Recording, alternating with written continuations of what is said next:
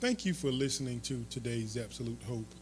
And in this particular short message, we will deal with Acts 20 and verse 24. And verse 24 says, "But none of these things move me." This is Paul, the apostle, speaking.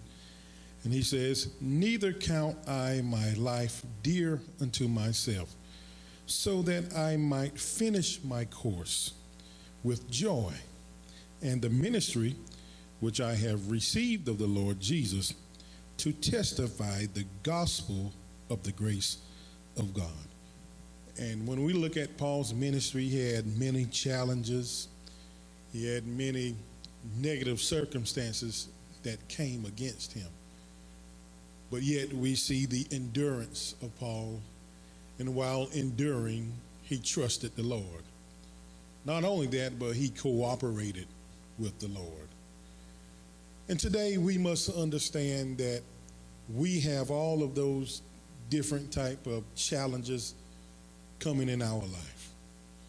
We have things that come against us.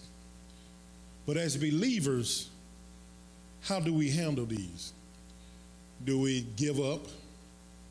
Do we form all kind of excuses to not endure, to not do God's will, to not continue to practice or perform the will of God?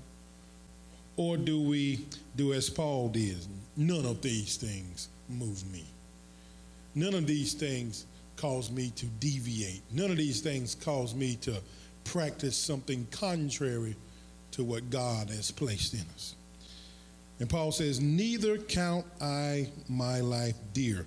When we look at what Paul is saying, he says, none of these things move me, present tense on the word move. So that means currently not moving, and it will not move. And Paul says, "Neither count I my life dear unto myself." In other words, when he's counting his life or considering his own life, it's not done now. He's considering the will of God. And when it comes to enduring and trusting the Lord, it involves us to consider not ourselves, but consider what God is trying to do for us, and so that he can get the glory. I pray that you have a blessed day in the Lord.